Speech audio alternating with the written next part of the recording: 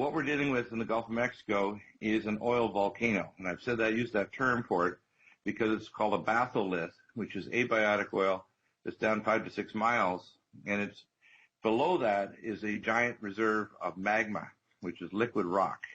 The problem is that British Petroleum probably had access to classified information to be able to see this deposit because the ocean floor has been raising and lowering around the planet, including raising off the coast, the northeastern coast of Australia at the rate of 13 feet per day for the last few months. And the ocean floor changes means there's been a change in the pressures below this batholith by the movement of magma. That's why we're seeing more earthquakes and volcanoes all over the planet, including in Iceland. The British knew that this was going to be a giant reserve, and I can say this intuitively, the three largest easy reserves to get oil in the world at easily. The first one is one that people haven't yet got into. It's actually just directly off the coast, about 10, 20 miles, just directly east of the Yucatan Peninsula in Mexico, which is south of this one. The next largest is this reserve, which is in the Gulf of Mexico that they tapped into. That's the second largest easy deep oil reserve on the planet. What's happened is this is abiotic, which means it's going to keep refilling. So there's three major dangers happening. And the first of these are ones that are already being measured. The first is that we're going to have the burping of lots of toxic gases, hydrogen sulfide, benzene, and volatile organic hydrocarbons. All of them are lethal. The worst of them probably is hydrogen sulfide. And the dosages of gases that are coming out are already well above the lethal dosage at the water level. And that's already happening, isn't it, Dr. Burke? That's already happening. Now, it means that those gases burp a large burp, and there's been cases occur in Africa and elsewhere where there are volcanic lakes where the gases will burp up, and then they'll just kill all the villagers within miles. I think that happened in the Cameroon, didn't it, with carbon dioxide? That's right. Yeah. Right. And it wasn't just carbon dioxide, it was other gases mixed in with it. This one has a whole mixture of toxic gases that are particularly lethal. So that's the first major danger. Right now, there are something like 79 exercises going on, state and federal, with a number of exercises by FEMA for mass evacuation from Brownsville, Texas to Pensacola, Florida. So they're getting ready with the last month. And they have been doing operational exercises on a massive oil spill even over the last several years. And all the places where those oil spill data have been posted on websites have been scrubbed in the last 60 days. So they removed all of the evidence that they were doing previous massive evacuation oil spill disasters. And that was the government, okay?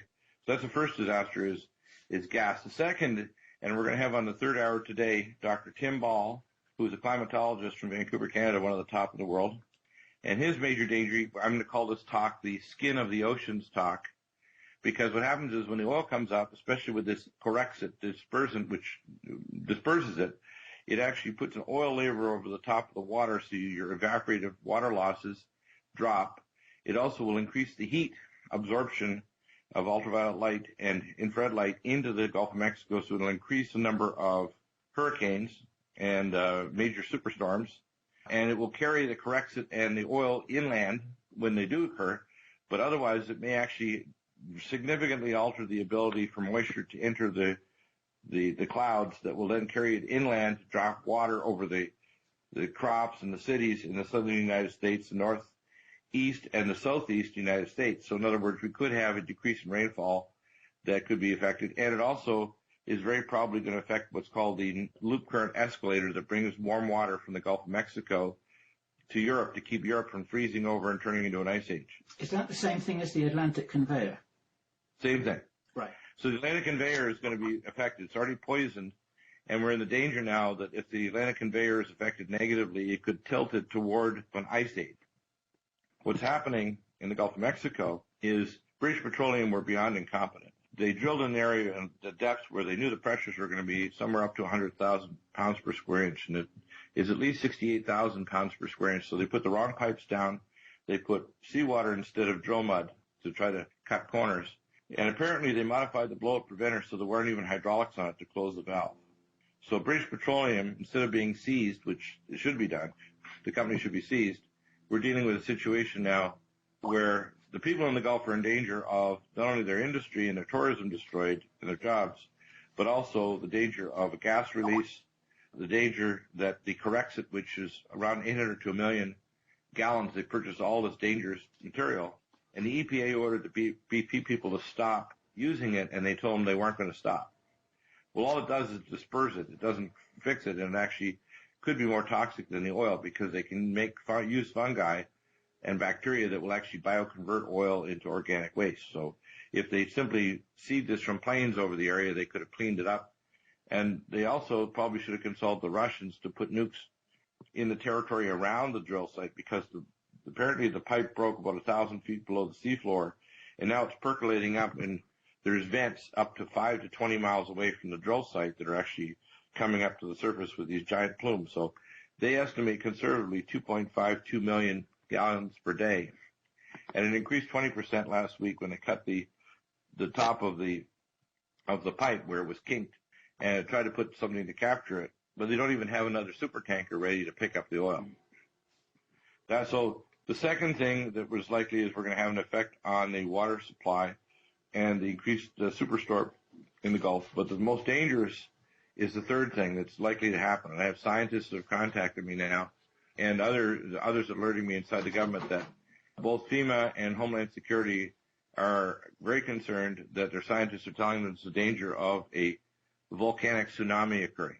That means when the oil at some point, whether it's 2 months or 10 months, but it's more likely to happen in the soon, like probably by the middle of the summer, that if enough oil comes out and seawater gets down there and it gets below the zone where the oil is and it makes contact with the magma, which is pushing up the oil, then we're likely to see a superheated steam, which is what drives all of the volcanoes along the subduction zone, say the Ring of Fire, is all driven by steam. Most people don't realize the steam actually is the thing that drives it, and it's likely to cause a giant explosion with a change in the ocean floor and a tsunami that they estimate could be between 80 and 200 feet high, going 400 to 600 miles an hour.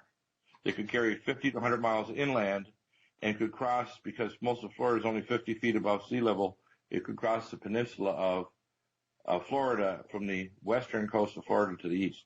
Can I stop you just a moment, Dr. Bill?